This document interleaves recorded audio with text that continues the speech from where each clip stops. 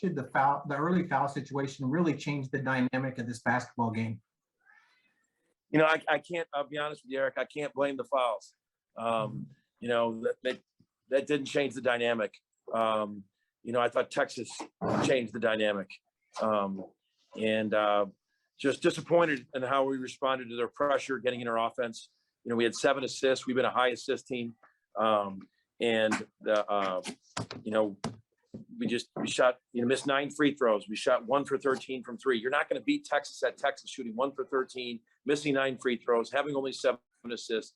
So the fouls, you know, I got to look elsewhere. It was our lack of, you know, getting into the offense. I mean, we had to be a lot better. Tanner only had 1 shot. Surprised you just couldn't give him more offensive opportunities, or was it what Texas was doing as well? I mean, there's so many opportunities for us in our offense. We got to work harder. He's got to work harder. You know, they denied him. You know, they switched, and he had a guard in the post. You know, it was not a good night. Have a safe trip home. Thanks for your time. Thank you. Thank you. Justin Martinez with the next question. Everyone, appreciate you taking time to talk to us. In a game like this, where the other team has such athletic bigs, just what is the value of a guy like Jalen Hill, who is able to kind of move around that lineup and be able to compete with guys like that? You know, I first want to go back on Eric about Tanner. I'll say this: Tanner's been night in and night out for us. I mean, truly, this game's not going to be. I mean, it was a struggle all across the board for our offense. So I just want to make that clear. He's truly been a guy night in and night out, every day, literally. And you got to give Texas credit. They took us out of a lot of things. We got to respond to physicality better. I thought Jalen responded to the physicality better in the last 5 minutes of the game. You know, I think he you know, to see him, I think all of us, you know, we've got to, you know, look in the mirror, go back to work. We didn't respond that way to Baylor's defense, Iowa State. Those are the same kind of pressure defenses. We got to be better. And we will. Appreciate it.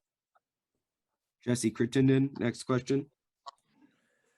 Hey, Porter, I appreciate your time. You've kind of alluded to this, but it was a pretty tough night for you guys shooting the 3. I mean, did you like the looks that you were getting? Did you feel like they were rushed? I mean, what did you see from the quality of the looks you were getting? I think Texas sped us up. You can tell by the turnovers we had, we got rushed. So our answer to sometimes when they were denying us the entries is we put our head down and just over dribbled into a mess. And then we got sped up. I mean, some were nice. You know, I thought Jacob Groves had a couple nice ones. I thought Jordan had a nice look at that end right there. EJ had a couple nice ones. But like overall, I thought we were sped up. Appreciate it, Porter. Ryan Chapman. Yeah, Porter, you kind of mentioned, you know, being sped up, the turnovers. I guess just how surprising was it, the response from the guys, especially to that early run Texas went on, because they had done such a good job of staying settled in Waco and against Iowa State on Saturday?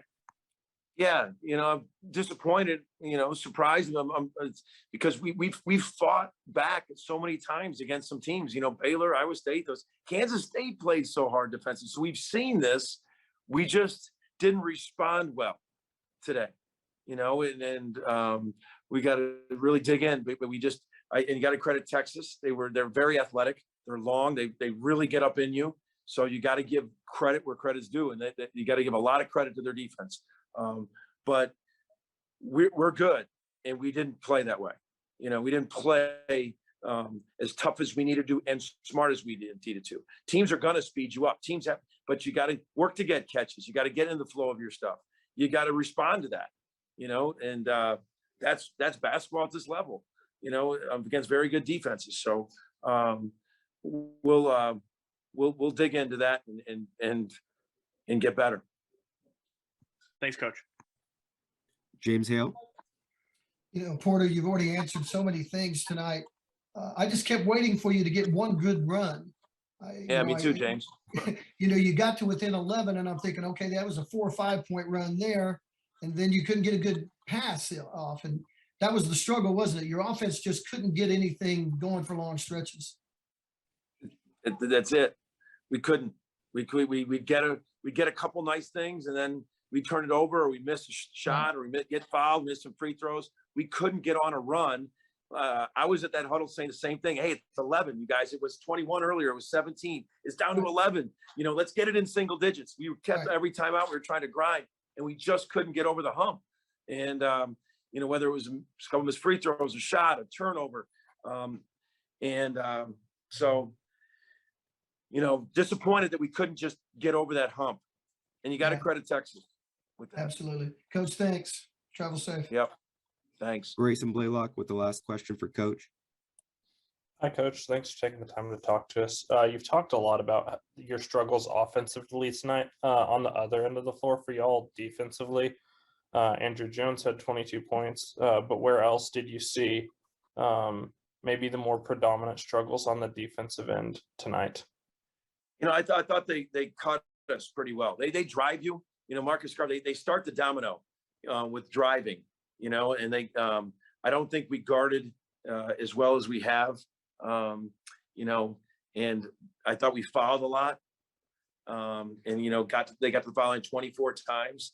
And then we were trying not to, then we didn't foul, and then we didn't play as good as physical defense. So wasn't pleased on that end either. I thought I didn't think we were as good as we needed to be on the defensive end as well. For more information, you can visit tulsaworld.com.